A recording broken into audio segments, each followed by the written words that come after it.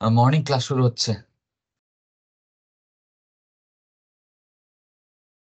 আচ্ছা, আমরা কালকে আমরা পড়ছিলাম হচ্ছে সিঙ্গেল ক্রিস্টাল, মানে আমরা ওয়ার্ক হার্ডেনিং শুরু করেছিলাম। স্ট্রেন হার্ডেনিং, ওয়ার্ক হার্ডেনিং সেটা আমরা শুরু করেছিলাম। তো আমরা অলরেডি ফিনিশ করেছি হচ্ছে solid solution hardening. Solid solution hardening আমাদের শেষ। Solid solution hardening complete. Precipitation hardening আমাদের কমপ্লিট। আমরা এখন করব হচ্ছে স্ট্রেইন হার্ডেনিং, তারপর হচ্ছে গ্রেইন বাউন্ডারি হার্ডেনিং। তারপরে আমাদের মোটামুটি এগুলো এইটুকুই আমাদের মেইনলি টার্গেট আরকি। এগুলো হলেই আমাদের মোটামুটি স্ট্রেংথেনিং মেকানিজম শেষ। তারপর হচ্ছে স্টিলের কয়েকটা ফেনোমেনন আমরা আ দেখব। তাহলে আমাদের হয়ে যাবে। স্টিলের কিছু রেলেভেন্ট ফেনোমেনন আমরা এখানে পড়ব। Then I think that will be enough. তো তাহলে সো অ ব অ ওয়ার্ক হার্ডেনিং বা স্ট্রেন হার্ডেনিং এর সমস্যাটা কি? মনে করো তুমি, এটা অনেক সময় বলা হয় যখন আমি কোল্ড ওয়ার্কিং করছি বা আমি যখন একটা কিছু বানাচ্ছি তখন এটা একটা ফ্রাস্ট্রেশন হয়ে যেতে পারে। কিভাবে ফ্রাস্ট্রেটেড হতে পারো তুমি? তুমি মনে করো তুমি একটা কিছু তুমি পাঞ্চ করে এটাকে থিকনেস কমাচ্ছ, কমিয়ে কিছু একটা বানাতে চাচ্ছ। তুমি কিছু কোল্ড ডিফর্মেশন করলা, করে রেখে দিলা। পরের দিন এসে আবার যখন এটাকে আবার ডিফর্ম করতে যাবা, তাহলে কি হলো? তোমার এটাকে আবার দেখা যাচ্ছে যে তার yield stress বেড়ে যাচ্ছে। কারণ কি? ওই যে আ ডা dislocation accumulate হয়েছে। So because of the accumulation of dislocation, so we get more the yield stress rises. So তো আমাদের তাহলে কি করব? এটাকে রিমুভ করতে হলে আমাদের কি করতে হবে? ডিসলোকেশন এর সংখ্যা রিডিউস করতে হবে। How we can reduce the number of dislocations? There's only one way, easiest way হচ্ছে হিট দিতে হবে। জাস্ট এপ্লাই হিট, দেন তাহলে কি হবে? তখন হচ্ছে রিকভারি হবে। রিকভারি প্রসেস যেটা কালকে বলেছিলাম, recovery will be quite easier. তাহলে রিকভারি হবে এবং একই সাথে আমাদের তখন হচ্ছে যে নাম্বার অফ ডিসলোকেশন কমে গেলে আমাদের ম্যাটেরিয়ালের স্ট্রেংথ তখন ড্রপ করবে। তো আমাদের এভাবে করেই তখন আমাদেরকে কাজ করতে হয়। তাহলে আমাদের যেটা হয়, যা যখন আমরা যদি স্ট্রেস স্ট্রেইন কার্ভটা একটু ডিটেইলে খেয়াল করি, তখন হচ্ছে শুরুতে একটু স্ট্রেস বাড়বে। তারপরে হচ্ছে একটা স্টেজ থাকে হচ্ছে যেখানে র‍্যাপিড কোল্ড ওয়ার্কিং বলে। র‍্যাপিড আমাদের স্ট্রেন হার্ডেনিং রেট বাড়তে থাকে। তারপরে রেটটা আস্তে একটু ফ্ল্যাট একটা অল্প পরিমাণ বেড়ে যায়। তো এই যে এই মাঝখানে যে অংশটুকু সেটা হচ্ছে মেইন আমাদের কন্ট্রিবিউশন। এইটা হচ্ছে এখানে হচ্ছে আমাদের লিনিয়ার হচ্ছে মানে এখানে হচ্ছে যে আমাদের মোটামুটি স্ট্রেন হার্ডেনিং রেটটা আমাদের কনস্ট্যান্ট থাকে। শুরুতে এখানে বাড়তে থাকে। পরে লাস্ট অংশটুকু যেটা আছে স্ট্রেস 3 যেটাকে বলেছিলাম কালকে, এখানে ক্রস স্লিপ হয়। When you have cross sleep, I mean, it usually happens at higher temperature. So মানে হাই টেম্পারেচার জন্য ক্রস স্লিপ হচ্ছে সেটা না। কিন্তু এই ৩ নম্বরের স্ট্রেসটা হচ্ছে হায়ার টেম্পারেচারে সাধারণত ঘটে। হায়ার টেম্পারেচারে কেন ঘটে? যদি আমরা এই স্লাইডটা একটু খেয়াল করি, কোথায় গেল? হ্যাঁ, যদি এটা আমরা খেয়াল করি, যদি if it continues to increase like this, তাহলে তো এটা তো আর স্ট্রেস 3 হতো না, স্ট্রেস 2 ই থেকে যেত, তাই না? একই স্লোপের মধ্যে দিয়ে চলছে। 3 যখনই স্লোপটা চেঞ্জ হলো, তখনই এটাকে আমি স্ট্রেস 3 বলছি। স্লোপটা চেঞ্জ হলো কেন? এখানে কি ঘটেছিল? ডিসলোকেশন এর সংখ্যা ক্রস স্লিপ কমে গিয়েছিল, তাই না? হ্যাঁ, কমে গিয়েছিল কেন? রিকভারি একটা প্রসেস ছিল। সেই রিকভারি প্রসেসের মাধ্যমে ডিসলোকেশন এর নাম্বার কমে গেছে। ফলে হচ্ছে আমাদের স্ট্রেংথ বা হার্ডনেস ড্রপ করেছে। ফলে আমাদের সেই জায়গাতে আমরা একটা ডিফারেন্ট স্ট্রেস পাচ্ছি। রিকভারি সাধারণত ফেভারেবল হয় হাই টেম্পারেচারে। হাই টেম্পারেচারে ফেভারেবল হয়। দ্যাটস ওয়াই তো বলা হচ্ছে যে স্ট্রেস 3 টা সাধারণত হচ্ছে আমাদের কি হয়? স্ট্রেস 3 টা আমাদের সাধারণত হচ্ছে কোথায়? এখানে বলা আছে। স্ট্রেস 3 টা সাধারণত ডিপেন্ডস অন টেম্পারেচার। আচ্ছা, আমি হচ্ছে যে তোমরা সবাই টেমস এর নতুন অ্যাপটা ইউজ করতেছো তো? নতুন ভার্সন, আপগ্রেডেড ভার্সনটা? এখন কি ওই যে ল্যাগিং-ট্যাগিং গুলো কমছে? আগে যে ল্যাগ হতো খুব? আমি এখন ওই যে ইয়েস স্যার। ওয়েব জি বেসটা স্যার, বাদ দিয়ে আমি সিগনিফিকেন্টলি হচ্ছে যে কমছে। সফটওয়্যারে চলে আসছে। সফটওয়্যারটা দেখলাম গতকালকে ৮ তারিখে নতুন ভার্সন ওরা আপডেট হয়েছে আরকি। মানে গত বছরই হয়েছিল। কিন্তু আমাদের জন্য মনে হয় এটা হয়তো এটা বইটা হয়তো করা হয় নাই। পরে ওরা হচ্ছে ফোর্স আপডেট বলে দিয়েছিল যে ৮ তারিখের মধ্যে ফোর্সড আপডেট করে দিবে এটা। তো ওটা আপডেট হয়ে গেছে মনে হয়। যদি কোনো সমস্যা থাকে বলো। আচ্ছা, তাহলে আমাদের কি দাঁড়ালো? এটা কিন্তু খুব ক্রুশিয়াল। এই লাইনটা যদি স্ট্রেইট এরকম উঠে যেতে থাকতো, স্টিপ যেভাবে উঠছিল এভাবে উঠে যেতে থাকতো, তাহলে কিন্তু এটা কিন্তু স্টেজ 2 ই কন্টিনিউ করছে, তাই না? পুঞ্জ বড়ুয়া, তাই না? রোল ১৪। তাহলে হচ্ছে স্টেজ 2 ই কিন্তু কন্টিনিউ হতো। কিন্তু স্লোপটা চেঞ্জ হলো দেখে এটাকে আমরা একটা ডিফারেন্ট স্টেজ বলছি। কেন বলছি?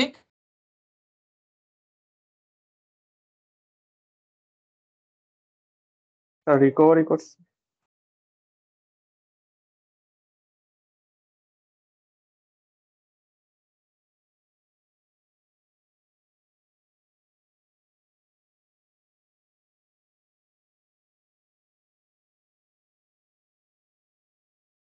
আমার ল্যানে প্রবলেম করে, আমি ওয়াইফাইতে কানেক্ট হচ্ছি।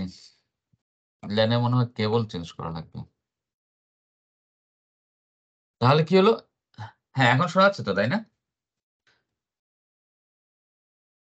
জি Yes, স্যার। sir, শোনা যাচ্ছে। স্যার আচ্ছা, ঠিক আছে। জি স্যার। তাহলে আমাদের কি হলো? আমাদের হাই টেম্পারেচার ছাড়া আমাদের এই স্লোপটা চেঞ্জ হচ্ছে না, কারণ রিকভারি সেখানে ঘটবে না। তাই যদি হয়, তাহলে আমরা এতক্ষণ এটা দেখলাম হচ্ছে সিঙ্গেল ক্রিস্টালে। এটা ছিল সিঙ্গেল ক্রিস্টাল। এখন আমরা একটু পলিক্রিস্টালে কি ঘটে সেটা দেখি। পলিক্রিস্টালের বেলা কি হবে? আমাদের সেম ঘটনাই ঘটবে। আগে যে এরকম ওই যে সেল যেটা তৈরি হয়েছিল, সেলের আরেকটা নাম ছিল হচ্ছে কি? সাবস্ট্রাকচার। সাবস্ট্রাকচার। তো এই যে পলিক্রিস্টালের সেম ঘটনাটাই ঘটবে। আমাদের সেল তৈরি হবে বা সাবস্ট্রাকচার তৈরি হবে। যত আমাদের ডিফর্মেশন, তুমি যত বেশি তাকে কোল্ড ওয়ার্কিং করবা, যত বেশি কোল্ড ওয়ার্কিং করবা, তার মানে কি তুমি যত বেশি স্ট্রেইন বাড়াচ্ছ। যত বেশি কোল্ড ওয়ার্ক করবা, that means you are increasing the strain. তো the size of the cells will decrease. এই কথাটাকে কেউ এক্সপ্লেন করতে পারবা, পুঞ্জ বড়ুয়া?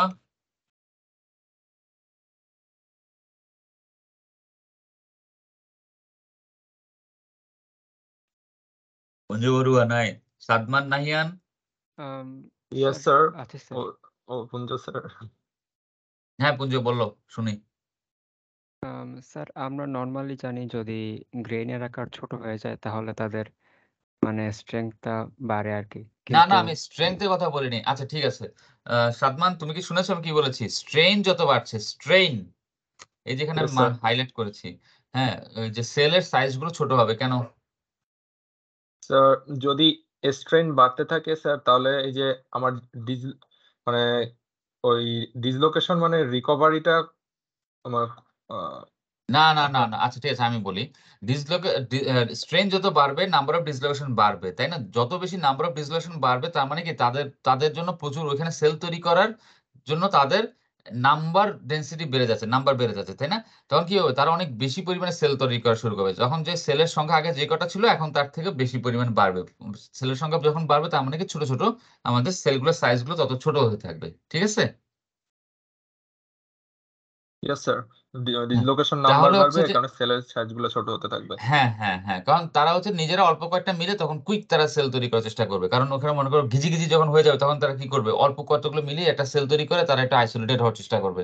সেজন্য তখন আমাদের কন্টিনিউয়াসলি আমাদের সেলের সাইজ আমাদের হচ্ছে কমতে থাকবে। তো এই সেলের সাইজ যত কমে থাকবে, তার মানে কি তত বেশি পরিমাণে আমাদের বাউন্ডারি আসবে, সাব সেলের বাউন্ডারি আসবে। তত বেশি বাউন্ডারি আসবে, তত হচ্ছে আমাদের পরে যখন ডিফর্মেশন করতে যাব বা কিছুটা করতে যাব, তখন ডিসলোকেশন মুভমেন্ট তত বেশি বাধা পাবে। যত বেশি বাধা পাবে, তত আবার স্ট্রেংথ বাড়বে। তার মানে কি, তুমি যত বেশি স্ট্রেনিং করছো, তুমি ডিসলোকেশন সংখ্যা বাড়াচ্ছ, একই সাথে তুমি সেলের সংখ্যাও বাড়াচ্ছ, মানে সেলের নাম্বার অফ সেল তুমি বাড়িয়ে দিচ্ছ, মানে সেলের সাইজ ছোট করে দিচ্ছ, অথবা সেলের boundary area, total boundary number of boundary interaction with dislocation সেটা বাড়িয়ে দিচ্ছ। ফলে তোমাদের স্ট্রেংথ তত আমাদের আরো বাড়তে থাকবে। তো নরমালি যেটা হচ্ছে বিসিসি মেটালস অথবা এফসিসি তে, যেগুলোতে হচ্ছে আমাদের স্ট্যাকিং ফল্ট এনার্জি বেশি আছে, এসএফই যেটা আমাদের বেশি আছে, যেরকম অ্যালুমিনিয়াম, তাহলে হচ্ছে যে সেই সেই মেটালগুলোতে সাধারণত আমি সেল পাবো, খুব সুন্দরভাবে সেল পাবো। কিন্তু কিছু কিছু মেটাল যেগুলোতে হচ্ছে যে আমাদের স্ট্যাকিং ফল্ট এনার্জি কম থাকে, যেরকম brass, bronze, austenitic, stainless steel, এগুলোতে আমাদের ক্রসলি সাধারণত কম হবে। এই জায়গাগুলোতে নর্মালি আমরা ওই রকমের আমাদের সুন্দর করে ডিফাইন্ড সেল আমরা এখানে পাবো না। যেরকম এখানে দেখো আমরা খুব সুন্দর ডিফাইন্ড সেল পাচ্ছি, এখানে সেলের ওয়াল গুলো দেখো অতটা ডিফাইন্ড না, খানিকটা হেজি, মানে একটু এটার মতো সুন্দর করে এরকম করে শার্প বাউন্ডারি তৈরি করে নেই। মানে হাই স্ট্যাকিং ফল্ট এনার্জি যাদের আছে, তারা হচ্ছে শার্প বাউন্ডারি তৈরি করে, যাদের হাই স্ট্যাকিং মানে ক্রস স্লিপ সহজ হয়ে হবে সেজন্য। আর যাদের নাই, তারা এরকম একটু বাউন্ডারিটা অত ক্লিয়ার একটা সুন্দর সেল বাউন্ডারি তারা তৈরি করে না। তো নরমালি আমরা একটা রিলেশনশিপ, এটা ডেরিভেশন শিখতে হবে না। তো যেটা হচ্ছে, যত এই রোটা হচ্ছে ডিসলোকেশন ডেনসিটি, হ্যাঁ, এটা হচ্ছে ডিসলোকেশন ডেনসিটি। যত আমাদের ডিসলোকেশন ডেনসিটি বাড়বে, তত আমি হচ্ছে ফ্লো স্ট্রেস তত আমাদের বাড়তে থাকবে। মানে যত ডিসলোকেশন ম্যাটেরিয়ালের মধ্যে বাড়াবা, তোমাকে ম্যাটেরিয়ালটাকে ডিফর্ম করতে গেলে তার ফ্লো স্ট্রেস ফ্লো স্ট্রেস হচ্ছে ট্রু স্ট্রেস দিয়ে বের করে আর কি। তো এই ফ্লো স্ট্রেসটা হচ্ছে আমাদের বাড়তে থাকবে, ঠিক আছে। তাহলে আমাদের যদি আমরা চিন্তা করি এই যে তাহলে কি দেখা গেল যে ডিসলোকেশনের ডেনসিটি এবং ডিস্ট্রিবিউশন কার সাথে নির্ভর করছে? ক্রিস্টালের স্ট্রাকচারের উপর নির্ভর করবে, বিসিসি, এফসিসি, হেক্সাগোনাল, তার এসএফই এর উপর নির্ভর করবে, তারপরে তার টেম্পারেচারের উপর নির্ভর করবে, এবং তুমি ডিফর্মেশন কি হারে করছো সেটার উপরে নির্ভর করবে। তোমার স্ট্রেন রেট, তুমি খুব জোরে র্যাপিড স্পিডে করছো নাকি স্লোলি করছো, সেগুলোর উপরে আমাদের করবে। তো এগুলোর জন্য প্রপার কোনো এখন পর্যন্ত ওইভাবে কোনো থিওরি নাই যেটা এক্সপ্লেন করে। দুইটা থিওরি আছে, একটা হচ্ছে টেইলরস এর থিওরি, একটা হচ্ছে কোলম্যান ডেফের থিওরি, যেটা আমরা এর আগে পড়ছি। তো টেইলর থিওরিটা হচ্ছে 1934 এর টেইলর থিওরিটা যেটা ছিল, সে সবচেয়ে বড় সমস্যা, সে স্ট্রেস কার্ভকে একটা প্যারাবোলিক কার্ভ ধরে সে চিন্তা করেছিল। চিন্তা করে বাকিগুলো সব ঠিকই বলেছিল, ডিসলোকেশন সে মুভ যখন করবে অন্য ডিসলোকেশনের সাথে ইন্টারাকশন করবে, করে ট্র্যাপড হবে, ট্র্যাপ ডিসলোকেশন যেগুলো আছে তারা মুভ যেহেতু করতে পারবে না, তারা হচ্ছে যে ইন্টারনাল রেজিস্ট্যান্স দিবে, ইন্টারনাল রেজিস্ট্যান্স দিলে সেখান থেকে স্ট্রেস বাড়বে, স্ট্রেস বাড়াতে আমাদের ফ্লো স্ট্রেসও আমাদের কন্টিনিউয়াসলি আমাদের বাড়তে থাকবে। সে সব কথা ঠিকই বলেছিল, সেই হিসাবে করে সে একটা ডেরিভেশনও দ্বারা করাইছিল। সে একটা ডেরিভেশনও এরকম দ্বারা করিয়েছিল, ওই যে আগের স্লাইডে যেটা আমরা দেখছিলাম ওরকম একটা ডেরিভেশন ওই টাইপেরই একটা দ্বারা করিয়েছিল। এটা ডেরিভেশনটা তোমরা দেখে নিও, এটা আর পড়াচ্ছি না, তোমরা পড়ে নিতে হবে। ডেরিভেশনটা সে দাঁড়ায় করলে, কিন্তু তার সবচেয়ে বড় সমস্যা হচ্ছে সেখানে স্ট্রেস স্ট্রেন কার্ভটা সে প্যারাবোলিক ধরে চিন্তা করছে, যেটা আসলে আইডিয়ালি ট্রু না, মানে অ্যাকচুয়ালি প্র্যাকটিক্যালি ট্রু না। তো এছাড়া হচ্ছে যে সিগার্স নামে আরেকজন, উনিও একটা থিওরি দিয়েছিলেন, যে তার থিওরিটা হচ্ছে যে যখন স্টেজ 3 তার মধ্যে উনি চিন্তা করেন, উনি বলেছেন যে প্রথমে হচ্ছে যখন স্টেজ 1-এ থাকে তখন হচ্ছে যে আমাদের নর্মাল যে স্লিপ সিস্টেম থাকে, প্রাইমারি স্লিপ সিস্টেম, শুরুতে আমরা যেগুলো দেখি ওই যে এফসিসি বিসিসি মনে করো 110 বা 111 এই টাইপের প্লেনগুলোতে যে স্লিপ সিস্টেমগুলো ছিল সেগুলো অ্যাক্টিভেট হয়, সেজন্য এখানে অল্প স্ট্রেনিং হচ্ছে। এবং দ্বিতীয় স্টেজে এসে সেকেন্ডারি স্লিপ সিস্টেম তৈরি আছে, কথা দুইটাই সত্যি, তার দুইটাই সত্যি। এবং সেকেন্ডারি স্লিপ সিস্টেম অ্যাক্টিভেট হচ্ছে, ফলে আমাদের ওখানে আমাদের ডিসলোকেশন অ্যাক্টিভিটি বাড়ছে এবং আমরা একটা কনস্ট্যান্ট রেটে আমাদের ডিফর্মেশন হতে থাকে। তো অ্যাকচুয়ালি যেটা হচ্ছে যে এটাকে মাইক্রোস্ট্রাকচার দিয়ে সুন্দর করে এটা এই সিগার্স থিওরিটাকে এক্সপ্লেনেশনটা সুন্দরভাবে এসেছে হচ্ছে আমাদের কুলম্যান উইল্টার্সের থিওরি থেকে, যেটা আমরা আগে লাস্ট ক্লাসে আমরা পড়ছিলাম। ওই থিওরি দিয়ে আমাদের হচ্ছে যে এই কোলবার্গের থিওরিটাকে আমরা এক্সপ্লেন করে থাকি। কি হচ্ছে, প্রথমে 3টে স্টেজ থাকবে, প্রথম 2টা স্টেজ হচ্ছে এই জিনিস, 3 নম্বর স্টেজটা হচ্ছে আমাদের ক্রস স্লিপ, যেটা হচ্ছে সাধারণত হাই টেম্পারেচারে আমরা সেটা পাবো। তো আমাদের কি হয়, সেল যেটা তৈরি হচ্ছে, যত আমরা ডিফর্মেশন করব, এখানে ডিফর্মেশন দেখো এই দুইটা ছবির মাঝে পার্থক্য যদি বলি, যে দুইটা হচ্ছে সেলের স্ট্রাকচার, এটা হচ্ছে সেল, এটা হচ্ছে সেল। এইটার সেলটাকে আরো সাইজ গুলো ছোট এবং আরো ওয়েল অর্গানাইজড। এটা হচ্ছে অল্প ডিফর্মেশনের পরে, মনে করো 5% ডিফর্মেশনের পরে, এটা মনে করো 40% ডিফর্মেশন হয়ে গেল তারপরে। কারণ কি, যত স্ট্রেনিং হবে তত ডিসলোকেশন সংখ্যা বাড়বে, তত সেলের সাইজ তত ছোট হবে। আমরা একটু আগে এটা দেখে আসলাম। তাহলে পরীক্ষায় যদি প্রশ্ন করি সুন্দর করে ছবি এঁকে বুঝাই দিতে পারবা না? আশা করি পারবা। তাহলে আমাদের কি হচ্ছে, এই যে এটাকে হচ্ছে যে এই জিনিসটা যে তৈরি হচ্ছে, এটা ট্যাঙ্গল, হ্যাঁ, এভাবে করে তার ট্যাঙ্গল করে ট্যাঙ্গল মানে যে জট পাকিয়ে থাকা আর কি, এরকম ট্যাঙ্গলড হয়ে তারা থাকবে, ঠিক আছে। তাহলে এরকম নরমালি হচ্ছে আমাদের এই যে সেলগুলো আমাদের কোথায় লো টেম্পারেচারে কম পাবো, অথবা যেসব মেটেরিয়ালে এসএফই কম থাকে, মানে ক্রস লিপ কম, সেই জায়গায় আমরা কম পাবো। এখন আমরা দেখি যে এই কোল্ড ওয়ার্কটা করলে আসলে আমাদের কি হচ্ছে, কিভাবে করে আমাদের এই যে বললাম যে রিকভারি হচ্ছে, কি আসলে ঘটনাটা আসলে কি, সেটা আমরা একটু মাইক্রোস্ট্রাকচারালি আমরা now we are going to look at. So let's say this is a cold work, aluminium, magnesium or steel, let's say for easy আমরা একটা অ্যালুমিনিয়াম অ্যালয় ধরি, এটা একটা অ্যালুমিনিয়াম অ্যালয়, কোল্ড ওয়ার্ক করেছি।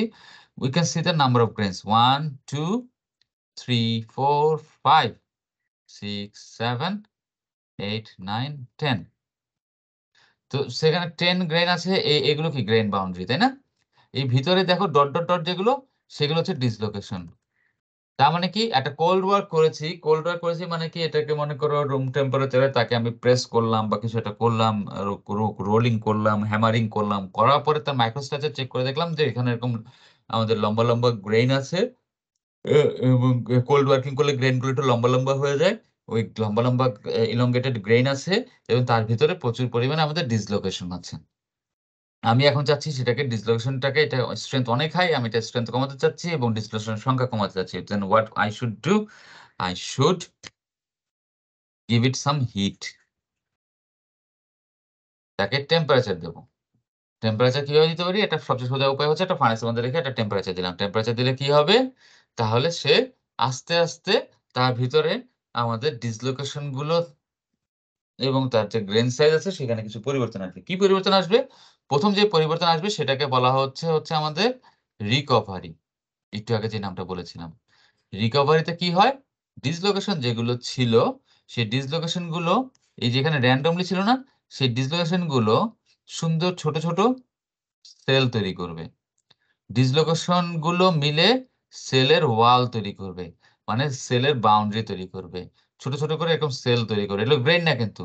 সেল অথবা substructure. কি বলবো তাকে? সেল অথবা সাবস্ট্রাকচার।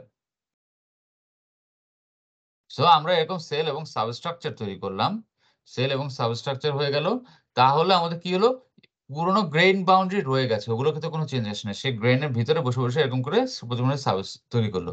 সেল বা সাবস্ট্রাকচারের ভিতরে খেয়াল করবে এটার ভিতরে কিন্তু দেখো কোনো ডিসলোকেশন নাই। এগুলোর ভিতরে কোনো ডিসলোকেশন নাই। তারা ভিতরে ইন্টেরিয়রটা হচ্ছে ডিসলোকেশন ফ্রি এবং ডিসলোকেশন দিয়ে তারা ওয়াল বা বাউন্ডারি তৈরি করেছে। সেগুলো হচ্ছে আমরা তৈরি করলাম। এটা হচ্ছে আমাদের recovery stage.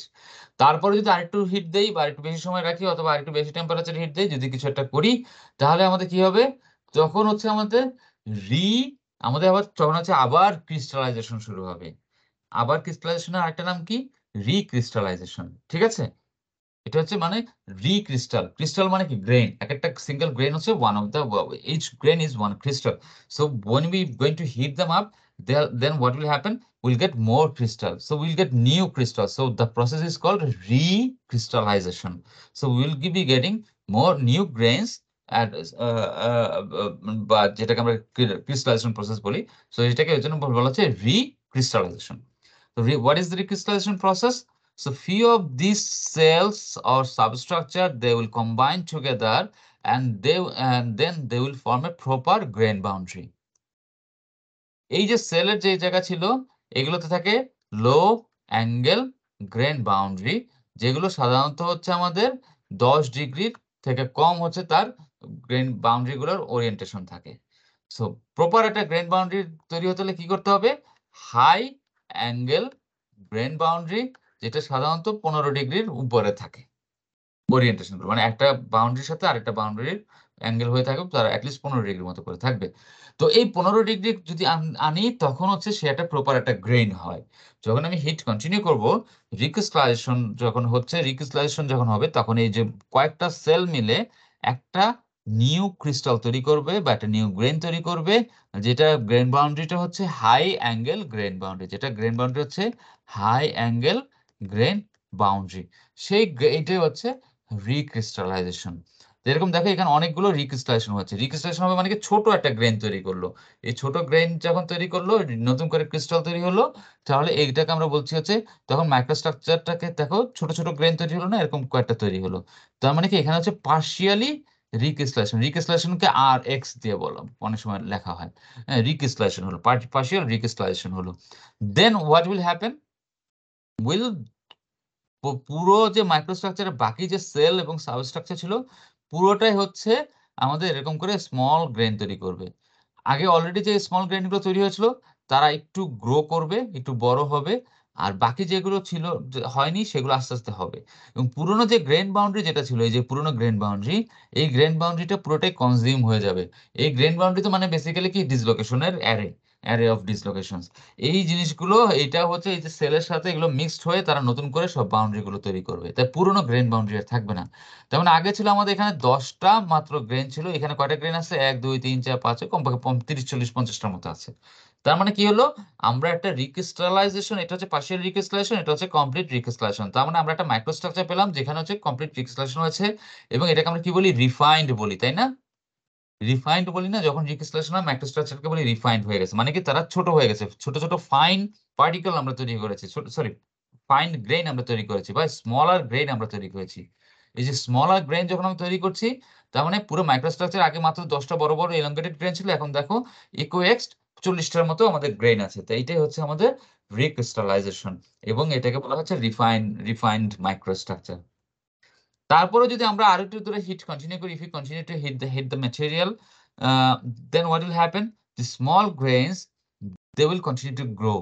And the process they grow, what will happen?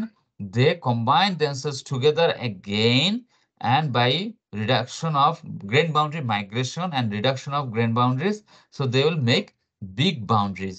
So 3 or 4 of them join together, make a big grain. So again, we will lose our we'll lose the refinement of our grains, and what will happen? We'll get bigger grains. So এরকম আস্তে আস্তে যত সময় ধরে hit দেবো, you will get more you will get large grains. So the number of grains will decrease. So if you continue to hit them, then we may get abnormal grain size, grain growth. এটা দরকার নাই। যত আমরা hit দেবো, আরো hit দিলে আমরা এরকম করে আলটিমেটলি এখানে হয়তো 5টা গ্রেইনের মতো নিয়ে আসতে পারবো, if you continue to hit them up. So this is called grain growth. এটা হচ্ছে GG, grain growth. So প্রথমে this one was the first, sorry. The first picture was deformed microstructure, cold work microstructure with lots of grain dislocation in it, and the grains were in the elongated shape. Then we have we get some heat, we put it in a furnace and give some heat. So what will happen? We will get some recovery of the dislocation. So when there is a recovery, we'll get some cell or substructure inside the grains. So those and if you continue to hit them, those cells or substructure will convert themselves into refined microstructure, or recrystallization process will take place, and we'll get smaller grains. So when the recrystallization process is complete, we'll get a refined microstructure like this. And if you still continue to hit them up, hit the material up, so what we'll get? We'll get a grain growth. So the deformed stage, then we get a recovery stage, then we got a recrystallization stage, then we get a grain growth. ওকে, তো পরীক্ষা যদি তোমাদেরকে প্রশ্ন করা আসে যে একটা deformed একটা ম্যাগনেসিয়াম অ্যালয় ছিল, সেটাকে আমরা হিট আপ করেছি, কোল্ড ওয়ার্ক করেছি, এত এত এত এরকম করে কোল্ড ওয়ার্ক করেছি, তারপর তাকে আমি হিট আপ করেছি, হিট আপ করলে তার ভিতর মাইক্রোস্ট্রাকচার কি কি চেঞ্জ আসতে পারে সেটা আমরা এক্সপ্লেন করতো। তো এই ছবি প্রথম 5টা ছবি, লাস্টেরটা বাদ, এই 5টা ছবি একে সুন্দর করে এক্সপ্লেনেশন করে দিতে পারবে না? জি স্যার। সজন মজুমদার, পারা যাবে?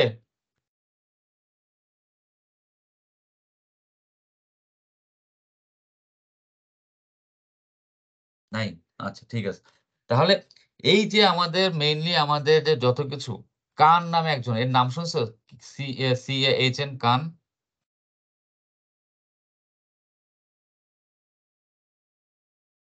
No sir. এই হচ্ছে আমাদের আসলে 1-1 মেটালার্জি হিস্ট্রি আমরা একটু সুন্দর করে পড়া উচিত। মানে ওয়ান অফ দা বলতে পারো যে মানে ফাদার অফ মেটালার্জির একজন তাকে বলতে পারে। এই হিসাবে যে dislocation, cold working, physical metallurgy, এগুলোর সবচেয়ে ভালো এক্সপ্লেনেশন গুলো, সবচেয়ে মানে মনে করো তার উপরেই সবকিছু দাঁড়িয়ে আছে অলমোস্ট। এত সুন্দর করে সবকিছু এক্সপ্লেনেশন এবং এত সুন্দর করে সে কয়েকটা বই লিখে দিয়ে গেছে। তো মেইনলি যেটা হচ্ছে এখানে আসলে কি ঘটছে, কিভাবে করে আমাদের সেলটা তৈরি হচ্ছে, সেটার এক্সপ্লেনেশন কান উনি দিয়ে গিয়েছিলেন। মনে করো স্লিপ প্লেন, অনেকগুলো স্লিপ প্লেনের উপরে অনেকগুলো এজ ডিসলোকেশন আছে। Very good. আমি হিট দিলাম, হিট দিলে কি হবে? আমাদের ডিসলোকেশনের সংখ্যা এই সবগুলো মুভ করা শুরু করবে না? হিট দিলে কি হবে? ডিফিউশন হবে, ডিসলোকেশন মুভ করা শুরু করলো, ফলে আমরা কি পাবো? আছে 2টা ক্লাস, হ্যাঁ। তাহলে আমরা মুভ হিট দিলে কি পাবো তাহলে? তাহলে হচ্ছে আমরা এখানে ডিসলোকেশনের সংখ্যা আস্তে আস্তে কমে যাবে, ঠিক না? এইটা, সরি এটা না, এইটা চলে যাবে, এইটা চলে যাবে, এইটা চলে যাবে, এইটা চলে যাবে, এটা চলে যাবে, এরকম করে অনেকগুলো চলে যাবে না? ডিসলোকেশনের সংখ্যা কিন্তু আমরা আস্তে আস্তে কমে যাবে। কমে গেলে তাহলে আমাদের কি থাকলো? মনে করো এই মাইক্রোস্ট্রাকচারটা থাকলো। তারপরে সে কি করবে? এখানে আস্তে আস্তে তারা নিজেদের মাঝে সুন্দর করে তারা অ্যালাইন্ড হতে থাকবে। এটাকে বলা হয় পলিগনাইজেশন। হ্যাঁ, এটা হচ্ছে পলিগনাইজেশন প্রসেস। পলিগনাইজেশন প্রসেসে আমাদের কি হচ্ছে? What we'll get? So when you hit them up, the like or this number of dislocation during recovery, number of dislocation will be decreased, and then the remaining dislocations, depending on your temperature and the stored energy, they will align themselves in this manner. They will align themselves in this manner. So different planes, but they will align themselves in this manner, that like one upon to each other. So when we'll make something like this and something like this is called polygonization. এই boundary গুলোকে বলা হচ্ছে tilt boundary. Tilt boundary. From this tilt boundary, ultimately we'll get our cell structure. ঠিক আছে? মানে এটা হচ্ছে cell structure তৈরি হওয়ার আগের স্টেজ। ওকে? স্যার তাহলে আসি। টিল বাউন্ডারি থেকে আমাদের লো অ্যাঙ্গেল বাউন্ডারি হ্যাঁ হ্যাঁ আসছে হ্যাঁ কি? হ্যাঁ হ্যাঁ টিল থেকে লো অ্যাঙ্গেল বাউন্ডারি পাবা। লো অ্যাঙ্গেল বাউন্ডারি পাবা, তারপর সেগুলো থেকে আস্তে আস্তে হাই অ্যাঙ্গেল গ্রেন বাউন্ডারি পাবা। তাহলে এখন জি আসি sir. Grain boundary strengthening. Grain boundary স্ট্রেংথেনিংটা খুবই সোজা। মনে করো এখানে এই একটা গ্রেন, এই একটা গ্রেন, এটার ভিতর দিয়ে যাচ্ছে। এখানে 1 2 3 4 5 6 6টা গ্রেন, এগুলো সব হচ্ছে বাউন্ডারি। তাহলে কি হচ্ছে, মনে করো এটা গ্রেন বাউন্ডারি, এটা হচ্ছে গ্রেন 1 গ্রেন 2। এই প্লেনের উপর দিয়ে ডিসলোকেশন আসতেছে। মুভ করতে করতে সেখানে এসে আটকা পড়বে। কেন আটকা পড়বে? কারণ এখানকার যে ক্রিস্টাল স্ট্রাকচার ডিফারেন্ট। কারণ কি, গ্রেন বাউন্ডারিতে আমাদের কি আছে, প্রচুর ডিসলোকেশন আছে, স্ট্রাকচারটা ডিফারেন্ট। সে এত সহজে এটাকে বাইপাস করে করে যেতে পারবে না, তাকে অন্য কিছু একটা করতে হবে। সে কি করবে? এখানে সে পাইল আপ হবে। একটা এসে জমলো, তারপর আরেকটা আসবে। তারপরে এখানে দেখা গেলো যে এসে এই গ্রেন বাউন্ডারির সামনে 100টার মতো ডিসলোকেশন জমে গেল। এটাকে আমরা বলি হচ্ছে ডিসলোকেশন পাইল আপ। এরকম করে যখন ডিসলোকেশন যখন পাইল আপ হবে, তখন আমরা কি করব? কিছুই করার নেই। তখন কি হবে? লোকালি স্ট্রেস ডেভেলপ করবে। লোকালি যে স্ট্রেস যেটা ডেভেলপ করবে, লোকাল যে স্ট্রেস ডেভেলপ করবে, কারণ কি ডিসলোকেশন মুভ করতে যাচ্ছে, তাকে উপর প্রেসার আছে, মুভ করতে হবে, পারছে না, তখন সে লোকালি স্ট্রেস দিতে থাকবে। দেন পাইল আপ হয়ে গেলে স্ট্রেস জেনারেট করতে থাকবে। কারণ লোকালে ওখানকার প্রত্যেকটা থেকে তার আমরা কি পাচ্ছি? একটা লোকাল স্ট্রেইন পাচ্ছি। এই ইলাস্টিক স্ট্রেইন গুলো মিলিয়ে কম্বাইন্ড অনেক বড় যখন অ্যামাউন্ট হয়ে যাবে, সে লোকালি ওখানে একটা বড় একটা স্ট্রেস সে জায়গায় ডেভেলপ হলো। ওই স্ট্রেসটা ডেভেলপ হলে তখন কি হবে? এই যে তখন সে ওই স্ট্রেসটাকে অ্যাকোমোডেট করতে হবে। অ্যাকোমোডেট করতে হবে মানে কি? তার এখানে +100 সে স্ট্রেস নিয়ে আসছে, আমাকে আশেপাশে একটা -100 বানাতে হবে। যেন এই জায়গায় টোটালটাকে যখন আমি আবার চিন্তা করব, ২ টা এরিয়া মিলে নেট স্ট্রেসটা আমি 0 অথবা 0 এর কাছাকাছি যেন চলে আসে, বা ভ্যালু যেন ১০০ থেকে কমে চলে আসে। তখন সে কি করবে? পাশের গ্রেইনে সে তার এই রাগের চোটে সে পাশের গ্রেইনে ওই জায়গাতে স্ট্রেস ডেভেলপ যেহেতু হতে থাকবে, ইনডিউস স্ট্রেস হয়ে সেই জায়গা থেকে নতুন করে ডিসলোকেশন তৈরি হওয়া শুরু হবে। অথবা কোনো কারণে যদি টেম্পারেচার পায়, সে জাম্প করে গ্রেন বাউন্ডারি ধরে এখান থেকে চলে যাবে। সেটা হচ্ছে অ্যাকোমোডেশন প্রসেস। তো এইভাবে করে যখন আমাদের ডিসলোকেশন যখন জমা হতে থাকবে, তখন আমাদের তাহলে আমাদের তখন কি হবে? আমাদের লোকালি আমাদের স্ট্রেস বাড়বে। তার মানে কি? আমি তাহলে আমি স্ট্রেস কিভাবে বাড়াতে পারি? নাম্বার অফ, আমি যদি বাধার পরিমাণ যদি বাড়াই, এখানে যত এই যে মনে করেন একটা ডিসলোকেশন, এই ডিসলোকেশনটা মুভ করার সময় 1 2 3 4 সে ৪ বার বাধা পেল। এখন যদি আমি এইভাবে করে বাধার সংখ্যা বাড়িয়ে দেই, তাহলে কি হলো? এরিয়া তো আমার একই। এখন তাহলে কি হলো? সে বারবার বাধা পেল। যতবার বাধা পাবে সে ততবার পাইল আপ করবে। যতবার পাইল আপ হবে ততবার লোকাল স্ট্রেস আসবে। তার মানে কি হচ্ছে? আমাদের ডিফর্মেশনটাকে হওয়াটাকে আমি বাধা দিচ্ছি, ডিফর্মেশন কন্টিনিউ করতে বাধা দিচ্ছি। তার মানে কি ম্যাটেরিয়ালের স্ট্রেংথ আমি কি করছি? বাড়িয়ে দিচ্ছি। এইটা হচ্ছে আরেকটা মেকানিজম। এটা হচ্ছে কি? গ্রেইন বাউন্ডারির মাধ্যমে আমি স্ট্রেংথেনিং করতে পারি। ঠিক আছে? এইটুকু বুঝা গেছে? Yes sir. জি তাহলে আমি কি করব? কিভাবে করে আমি এই নাম্বার অফ বাধা বাড়াতে পারি? যদি আমি গ্রেইন সাইজ কি বড় করব না ছোট করব? হাসান আল বান্না? ছোট স্যার। হ্যাঁ, যত আমরা ছোট করব, তত হচ্ছে নাম্বার অফ বাধা তত বাড়বে। ফলে আমাদের তত আমরা স্ট্রেংথেনিং তত বেশি আমরা স্ট্রেংথেনিং পাবো। তো এটা ডেভেলপমেন্টটা যেটা হচ্ছে আল্টিমেটলি তোমরা এটা দেখে নিও, এটা বলব না। এটা হচ্ছে যে আল্টিমেটলি আমরা যেটা পাচ্ছি সেটাকে টাও দিয়েও বলতে পারি বা সিগমা দিয়েও বলতে পারি। হ্যাঁ, ২ টা দিয়ে বলতে। টাও দিয়ে বললে শিয়ার স্ট্রেস, আর সিগমা দিয়ে বললে হচ্ছে আমাদের ইয়েল্ড স্ট্রেস দিয়ে বলি আরকি। তো ১ম এ বা বা ডিসলোকেশন এর যেহেতু ইনভলভ ছিল, টাও দিয়ে করা হলো। পরে হল এবং পেচ নামটা আশা করি শুনেছ তোমরা। হল, এটা হচ্ছে পেচ এবং হল 1951 এবং 71 এ তারা হচ্ছে একটা আইডিয়া দিয়েছিল, আলাদা দিয়েছিল। পরে ২ টা অলমোস্ট সিমিলার আইডিয়া হতে তাদের নাম হল পেচ, এটাকে হল পেচ ইকুয়েশন বলা হয়। হল পেচ ইকুয়েশন। ঠিক আছে? ইকুয়েশনটা কি? একটা ম্যাটেরিয়ালের স্ট্রেংথ কি হবে সেটা নির্ভর করবে একটা ইনিশিয়াল একটা কনস্ট্যান্ট, ধরো এটা হচ্ছে ইন্টারনাল রেজিস্ট্যান্স একটা ভ্যালু, প্লাস হচ্ছে একটা কনস্ট্যান্ট, আর হচ্ছে টাইমস হচ্ছে আমার √d। তার মানে কি? মনে করো ম্যাটেরিয়াল ইয়েল্ড স্ট্রেস। তার মানে কি আমি যত গ্রেন সাইজ যত ছোট করব তত আমাদের কি হবে, ইয়েল্ড সাইজ তত বাড়তে থাকবে। তাহলে এটা একটা আমাকে একটা ছবিটা যদি আমরা একটা প্লট যদি করি, এটা প্লটটা কিরকম হবে? কেউ একজন করো, কুইক করে আমাকে একটু ক্যামেরায় দেখায় দাও। হ্যাঁ, ক্যামেরায় দেখায় দিতে পারো। তাড়াতাড়ি একটা ড্র করো। স্যার কোনটা স্যার, ওই tau s by root over D না টাউ এস ভার্সেস ডি?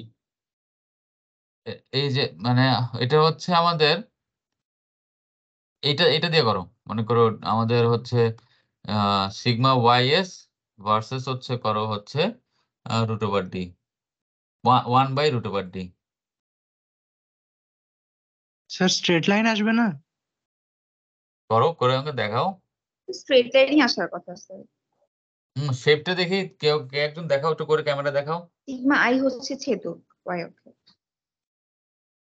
ওকে, বুঝি নাই, আমাকে দেখেন, যে কোনো একজন জাস্ট হচ্ছে ক্যামেরা অন করে দেখা দিতে পারো। জাস্ট কাগজ কলম আছে না নাকি?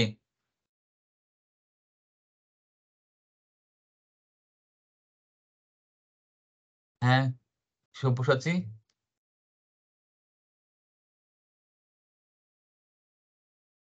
হয়েছে?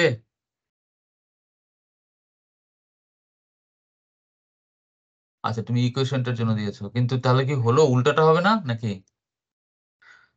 ডি যত বাড়ছে,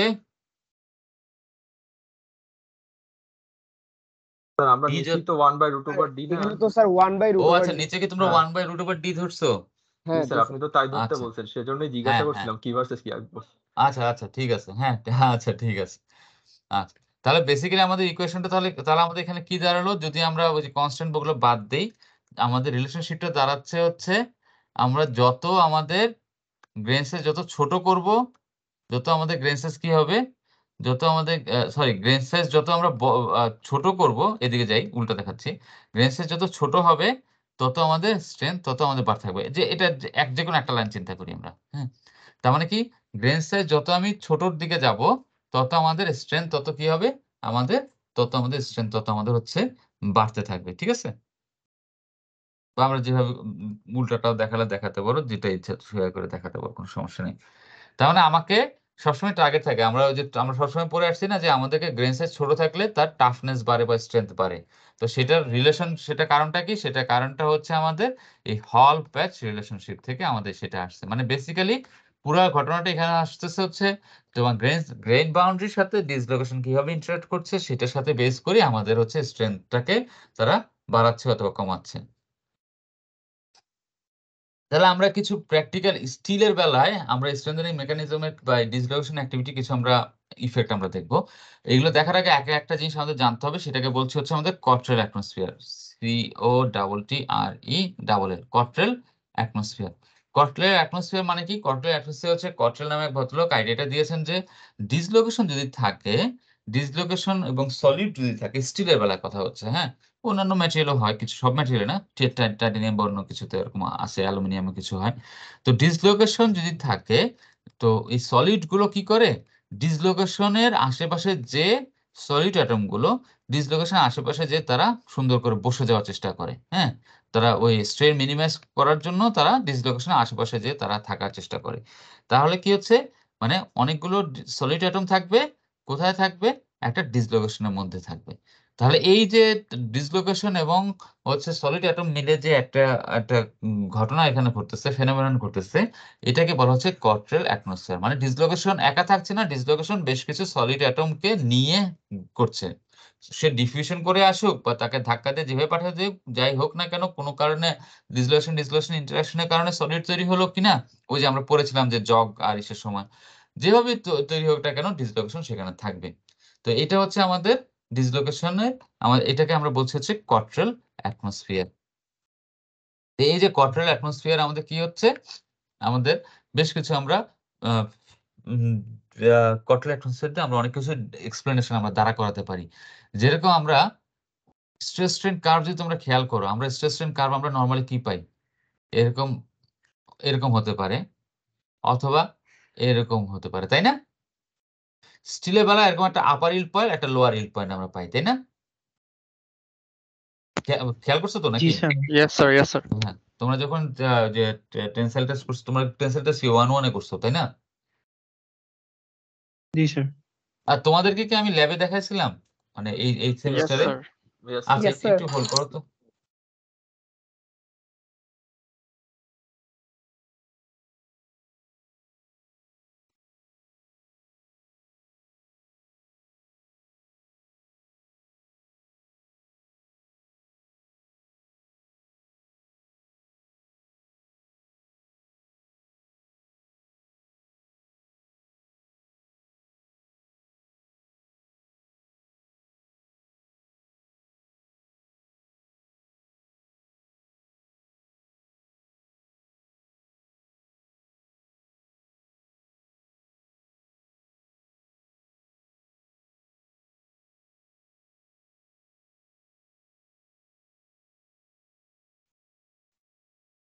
হ্যালো, সরি, যেটা হচ্ছে যে আমাদের এই যে আপার ইল্ড পয়েন্ট এবং লোয়ার ইল্ড পয়েন্ট আমরা পাই স্টিলের বেলায়, ঠিক আছে? তাহলে আমাদের যদি আমরা দেখি এই ইসে কি জানি বলে, স্টিলে আমরা আরেকটা ফেনোমেনন পাই, upper yield point, lower yield point, তারপর এরকম খানিকটা অংশ এরকম করে যায়, যে তারপরে আমাদের স্ট্রেন হার্ডেনিং হয়ে ইউটিএস আসলো, তারপরে ফেল হলো, ঠিক আছে? জি স্যার। এটা এই যে ঘটনাটা এখান থেকে এইটুকু মানে ইয়েল পয়েন্ট হওয়ার কথা ছিল কি, এরকম আসবে, আপার ইল যাবে, লোয়ার ইল যাবে, তারপরে এরকম বেড়ে যাবে, কিন্তু একটা এক্সটেনশন এখানে ঘটছে লোয়ার ইল পয়েন্টের। এইটাকে বলা হচ্ছে ইয়েল্ড পয়েন্ট ইলংগেশন।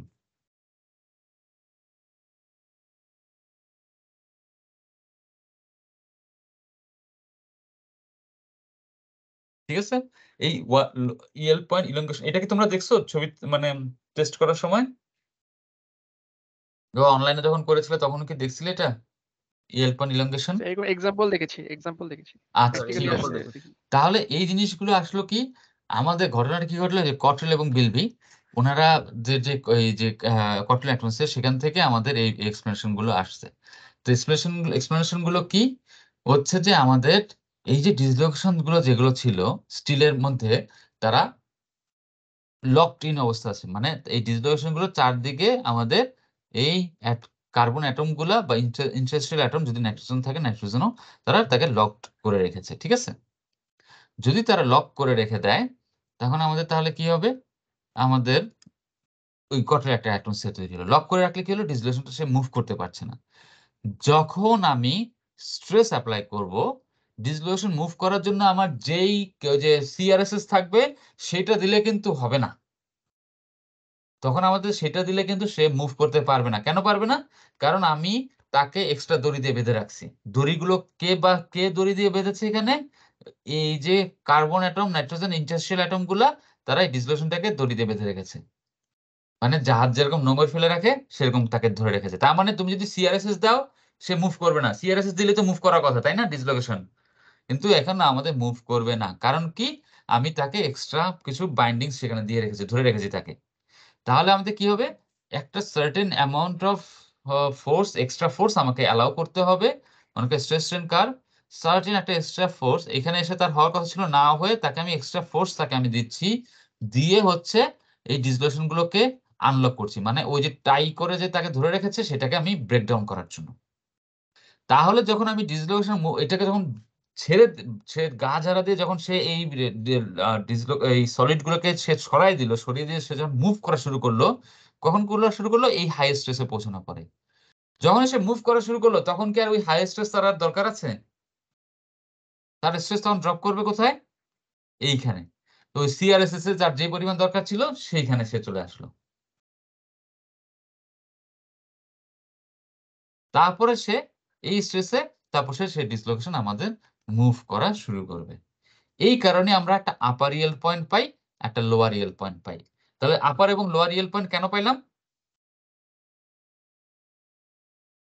যখন আমাদের ডিসলোকেশন সিআরএসএস এ পৌঁছানোর পরেও ডিসলোকেশন মুভ করতে পারছে না, কারণ সলিড অ্যাটম গুলো ইন্টারেস্ট্রিয়াল পজিশনে থেকে তারা কিছু ডিসলোকেশন গুলোকে তারা এক্সট্রা লক করে রেখেছে, মানে তারা ওইটাকে তারা মুভ করতে দিচ্ছে না, ব্যারিয়ার হিসেবে আটকে রেখেছে।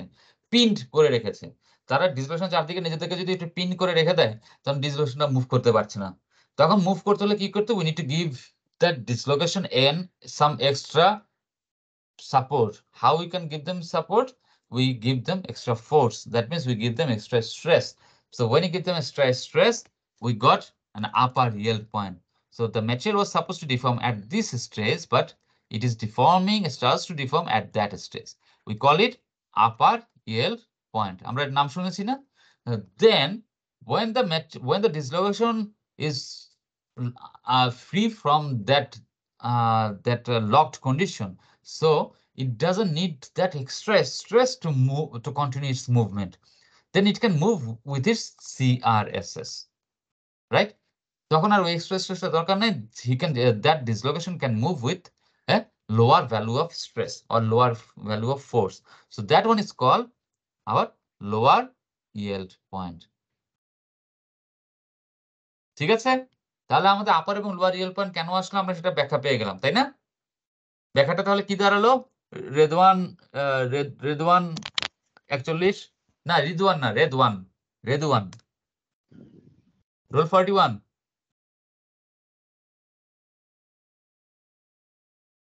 আচ্ছা রোল 5 রিদওয়ান বলো। স্যার যখন ইন্টারস্টিশিয়াল সলিড গুলো জমা হয়ে থাকে এই জন্য ডিসলোকেশন একটা ব্যারিয়ার ক্রিয়েট করে, এই জন্য হ্যাঁ। আমরা TCRSS দিলে ওটা ওভারকাম করতে পারি না, এর থেকে বেশি দিতে হয়। তো ওটা যখন হ্যাঁ। ওভারকাম করা হয়ে যায় তখন আমার তো আর বেশি দরকার পড়ছে না, তখন TCRSS দিলেই আমরা আসলে ওই ইয়াটা পাই। এই জন্য আপার ইয়েল পয়েন্ট একটা থাকে আর লোয়ার ইয়েল পয়েন্ট দুটা থাকে আর কি। আচ্ছা ঠিক আছে, তাহলে তাহলে কি দাঁড়ালো? আর এটা এটা এটা সুবর্ণ বিথি, Yes, sir. তাহলে আমরা এটি স্টিলে পেলাম। এখন অ্যালুমিনিয়াম অ্যালয় থেকে আমরা এরকম আপার এবং লোয়ার ইয়েল পয়েন্ট পাবো। অ্যালুমিনিয়ামে yes, sir, পাবো। অ্যালুমিনিয়াম সাধারণত ইন্টারস্ট্রিয়াল পজিশনে সাধারণত থাকে না, তাহলে সেই Sorry, sir.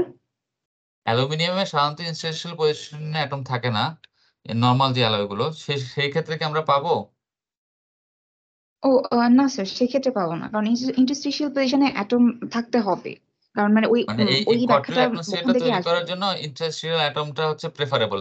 সাধারণত সলিড অ্যাটমের কথা বলে, কিন্তু এই আপার ইয়েল পয়েন্ট বা লোয়ার এই Yes. এই পার্টিকুলার কেসের জন্য আমাদেরকে ওই ইন্টারস্ট্রিয়াল পজিশনে থাকলে আমাদের সাধারণত আমরা পাবো। সেজন্য আমরা স্টিলের আমরা যে স্ট্রেস স্ট্রেন কার্ভ যেটা থাকে নন ফেরাসের বা অন্যান্য স্টেইনলেস স্টিলের কিন্তু আমাদের কার্ভটা সেরকম না। দেখবো যে ওইটা কিন্তু নর্মাল যে আমরা এরকম একটা কার্ভ তৈরি করি না, এই যে এরকম টাইপের কার্ভ হয়, বা হাই অ্যালয় স্টিলও আমাদের এরকম কার্ভটা এরকমই থাকে। ঠিক আছে, ওই আপার এবং লোয়ার আমরা সাধারণত প্লেন কার্বন স্টিল, Yes. অন্যান্য অল্প কিছু স্টিল আমরা শুধুমাত্র আমরা পাই। তাহলে আমাদের এটা গেল একটা। এখন হচ্ছে যে আমাদের কি করতেছে, আবার একটা বললাম কি yield point elongation. Yield point ইলংগেশনটা কিভাবে হয়?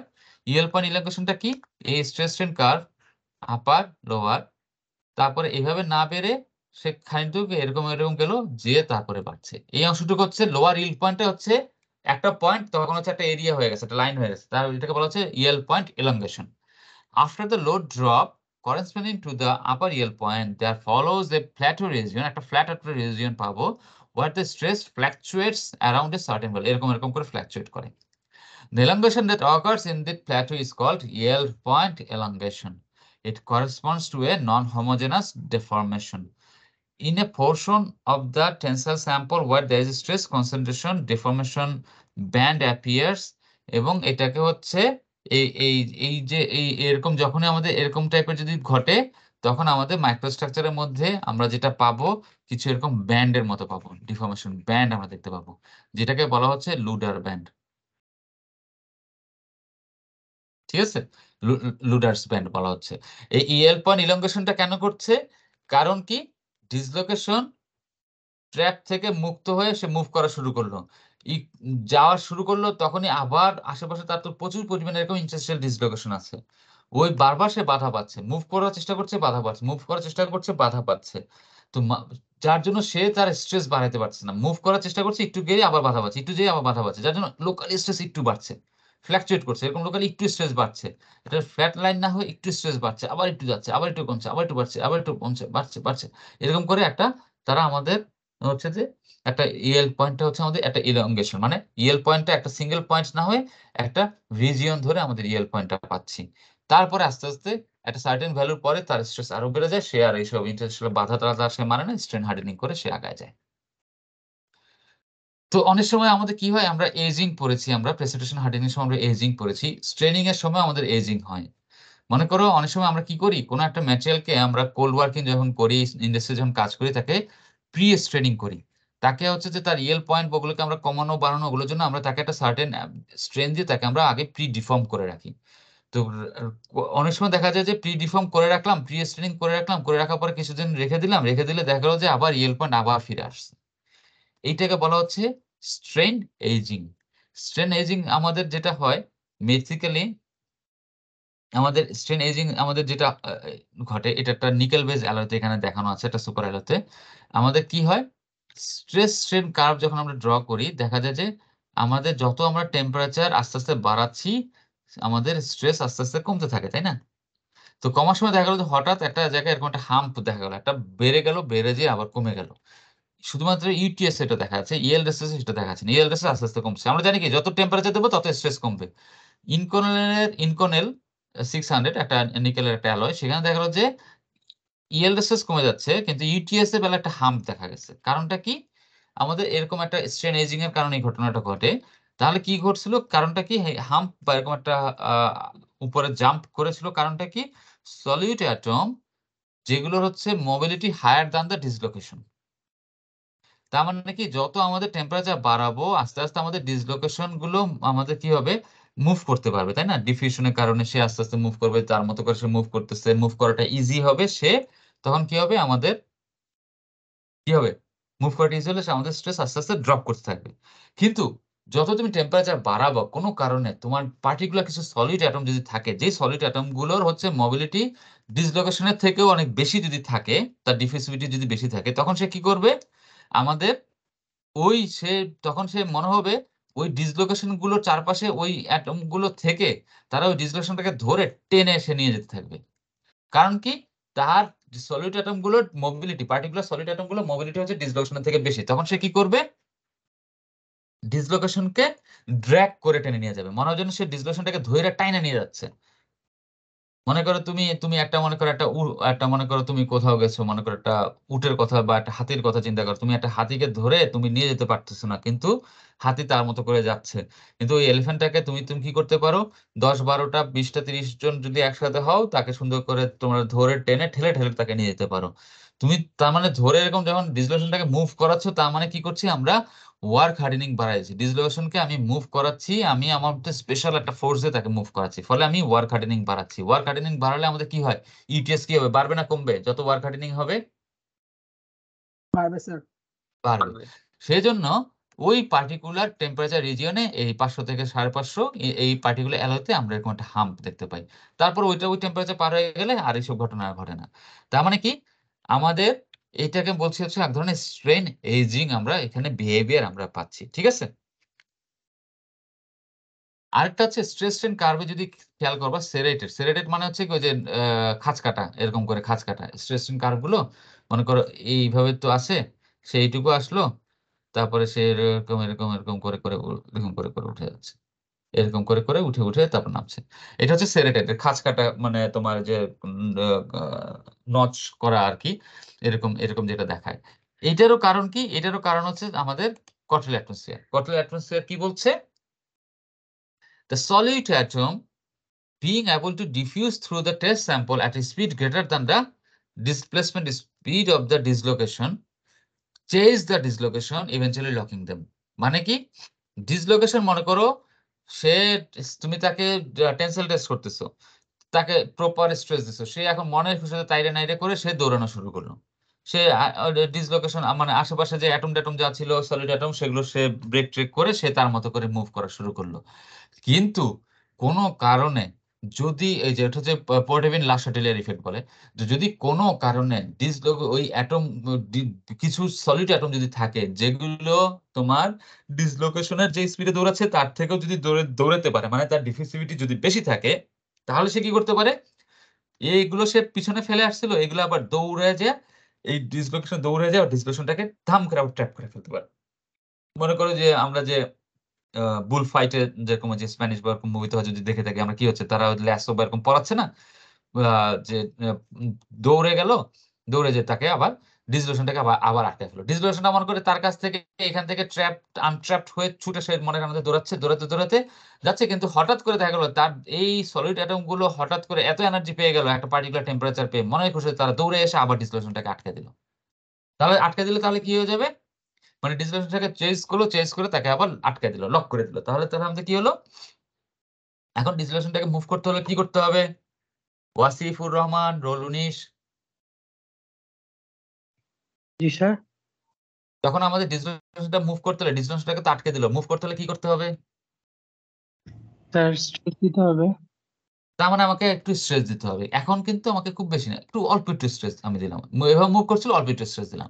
স্ট্রেস পেলে ডিসলোকেশন থেকে সে ছুটে গেল, মানে ওই যে আপার হিল পয়েন্ট লোয়ার হিল পয়েন্টের মতো ছুটে গেল। ছুটে গেলে কি তখন আবার ডিসলোকেশন মুভ করার জন্য বেশি স্ট্রেস লাগবে না, সে কি করলো আবার এরকম মুভ করতে থাকলো। আবার সে ওই আবার সলিড তো আর তাকে ছাড়বে না, একটু পরে সে আবার তাকে ধরে ফেললো। ধরে ফেললে আবার ছুটতে হলে কি করতে হবে, আবার একটু আপার হিল পয়েন্ট চলে আসলো, আবার একটু লোয়ার হিল পয়েন্ট চলে আসলো। লোকাল আপার হিল লোয়ার হিল বলছি আর কি, আপার হিল লোয়ার হিল বলাটা ঠিক না, মানে স্ট্রেস বেশি স্ট্রেস কম। আবার এরকম লাগলো, আবার এরকম হলো। তার মানে কি দেখো, যখন আমি এটা হচ্ছে লোকাল ইভেন্ট, হ্যাঁ, পরে স্ট্রেস স্ট্রেন কার্ভটা যখন আমি দেখবো যে কার্ভটা হচ্ছে এরকম, এরকম করে একটা খাঁচকাটা একটা ভাব চলে আসছে। এই যে ঠিক আছে, এরকম করে একটা খাঁচকাটা একটা ভাব চলে আসছে। এটাকে বলছি আমরা সেরেটের স্ট্রেস স্ট্রেন কার্ভ। তাহলে কি সেরেটের স্ট্রেস স্ট্রেন কার্ভ তাহলে কেন হচ্ছে? ডিসলোকেশন মুভ করছে, তুমি পার্টিকুলার স্ট্রেস দিয়েছো, dislocation can move now, but at certain temperature or certain temperature or stress condition, the solid may have more diffusivity or more speed compared to the movement speed of the dislocations. So if they have greater speed, so what will do? They will chase the dislocations and they will lock them up. So when they will lock them up, they will pin them, so the dislocation will not be able to move. So then what the dislocations will do? Dislocations will again try to get more forces, more stress, so that it can continue its movement. So when you give them more force, and then it will starts to move. And when you get rid of that cortical atmosphere, then it doesn't need that much force. So the stress will drop again. So it will drop and it will continue to move at a lower stress. Then it will get again locked up by the solids. Then it will need more stress again, and then the stress will drop when they are just got rid of that solids. তাহলে আমাদের কি হচ্ছে, stress পাচ্ছে, stress বাড়ছে, stress কমছে, stress বাড়ছে, stress কমছে। এটাই হচ্ছে আমাদের একটা সেরেশন তৈরি হচ্ছে, মানে একটা খাঁচকাটা ভাব, একটা নচ তৈরি হচ্ছে। করাতে যেরকম উঁচু নিচু থাকে, দাঁত যেরকম উঁচু নিচু ওরকম করে একটা তৈরি হচ্ছে, সেটাকে আমরা বলছি হচ্ছে সেরেটেড স্ট্রেস স্ট্রেন কার্ভ। ঠিক আছে?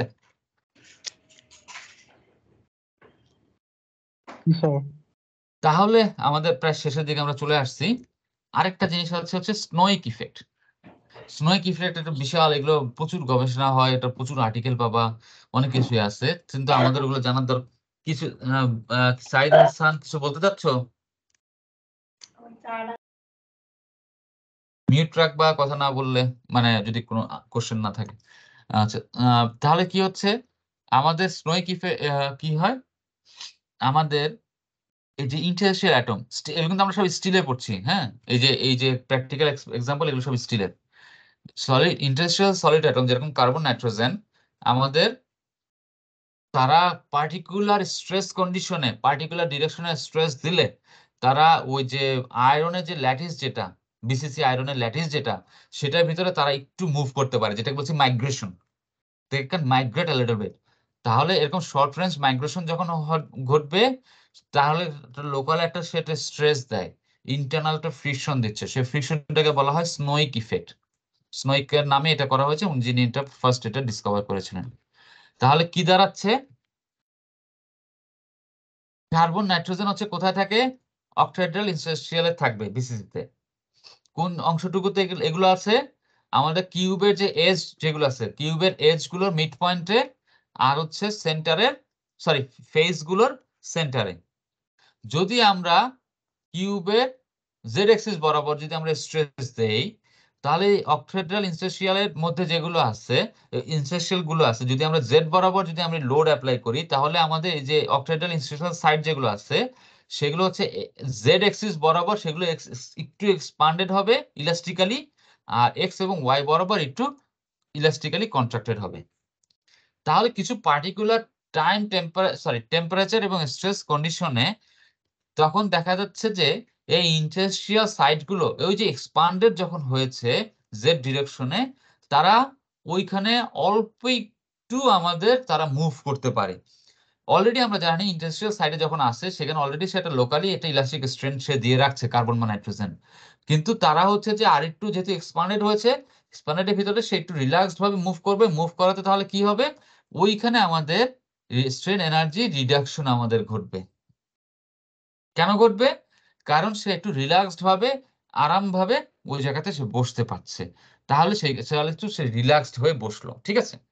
আবার যদি স্ট্রেসটা যদি আমি যে জেড ডিরেকশনে বা 001 ডিরেকশন না দিয়ে যদি 111 ডায়াগোনাল ডিরেকশনে দেই, তাহলে কি হবে, এই এক্স ওয়াই জেড তিনটা ডিরেকশনই আমাদের ইকুয়ালি স্ট্রেসড হবে, এবং তাহলে ওখানে আমাদের আর কোনো আমি পাচ্ছি না, মানে ওইখানে আমাদের ওই ইকুয়ালি স্ট্রেস হবে, এবং সব দিকে আমাদের অন্য কোনো ধরনের আলাদা করে কেউ এক্সট্রা বেনিফিট পাচ্ছে না।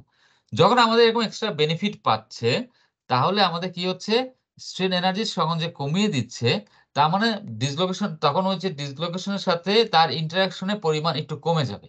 যখন আমাদের ইন্টারাকশন আমাদের কমে যাচ্ছে, তাহলে হচ্ছে কি হচ্ছে, আমাদের মনে হবে একটা ল্যাগিং ঘটছে। কি ল্যাগিং করছে, আমাদের স্ট্রেন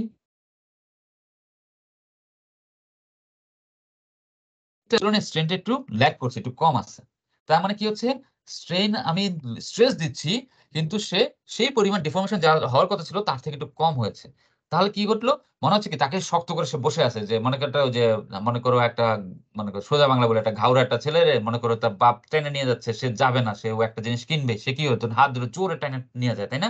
এক ছেলে দাম কি করে, পা দিয়ে, ছেলে বা মেয়ে যাই হোক, যেটা হচ্ছে পা দিয়ে চেপে ধরে রাখবে মাটিটা, কি হচ্ছে আমি যাবো না, নড়বো না। তার মানে কি, সে হচ্ছে একটা ফ্রিকশন দিচ্ছে, তাই না, আমার জোরে ঠেলে নিয়ে যেতে হবে। তার মনে হচ্ছে কি জোরে ঠেলে নিয়ে যাচ্ছে, মানে কি, মনে হচ্ছে যে আমাকে বাপ মানে গার্জিয়ান প্রেসার দিচ্ছে, আর সে হচ্ছে ইন্টারনাল একটা ফ্রিকশন দিয়ে সে এক জায়গায় দাঁড়ায় আছে, সে নড়বে না। তো এইখানে সেই ঘটনাটাই ঘটতেছে।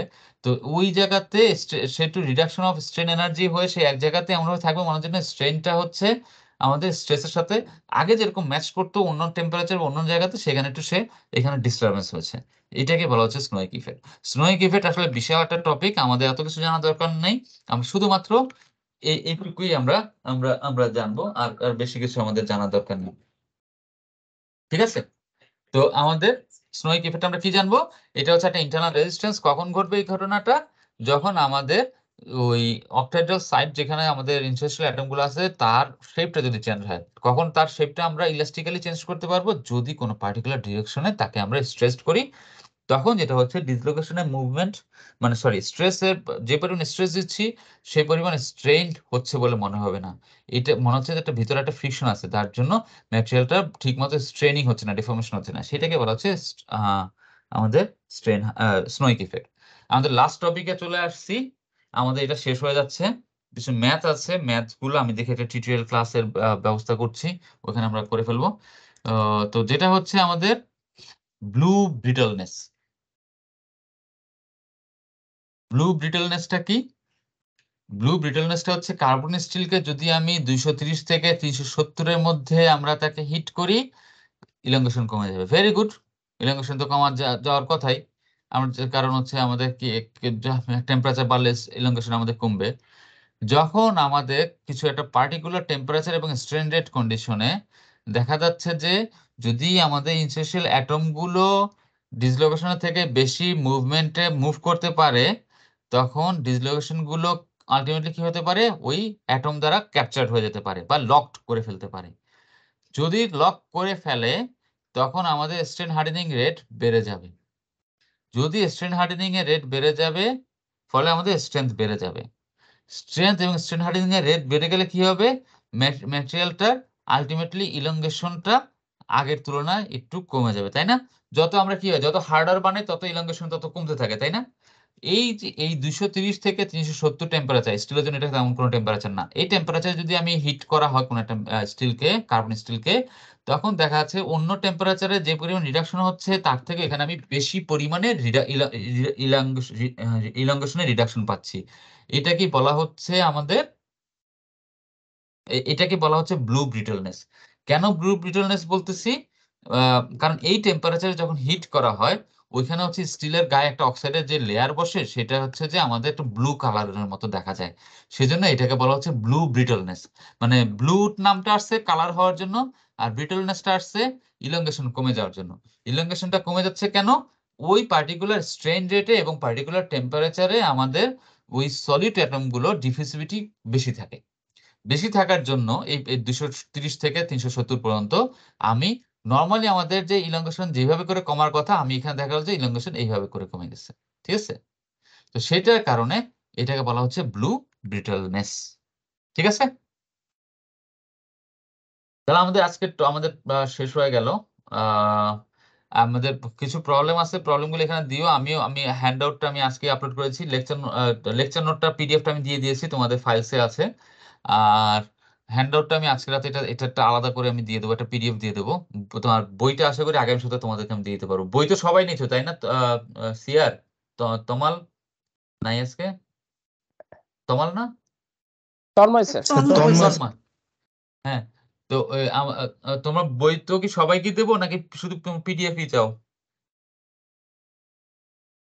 আচ্ছা, অপশন স্যার, দেওয়ার কিছু নেই, বই নিতে হবে, শেষ, আর কথা নেই। জি স্যার, জি স্যার, অফলাইনে বই দেবো আমি আমি। সব বই সবাইকে বই নিতে হবে, কারণ বই নেওয়াটা আমি প্রেফার করি। হয়তো আমি জানি না দাম কত দাঁড়াবে, হয়তো 600-700 মতো হয়তো পড়তে পারে। আমি ওই নীলক্ষেতের ঠিকানা দিয়ে দিলে ওখান থেকে যে তোমরা নিয়ে আসতে পারবা। হ্যাঁ, মানে সবাই যে আনা দরকার নেই, 1-2 জন যে নিয়ে আসলেই হবে, সিআররা যে, আর যদি কারো হেল্প লাগে নিয়ে আসলো বা বললো, ওরা হয়তো দিয়ে যেতে পারে, সমস্যা নাই।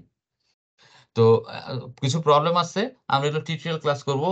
দেখি আগামী সপ্তাহে টিএ পেয়ে নি, টিএ পেলে তারপর টিউটোরিয়াল ক্লাসে তাহলে দিয়ে দেবো। এমনি হয়তো তোমাদেরকে বসাই দিতে পারি টিউটোরিয়াল ক্লাসে।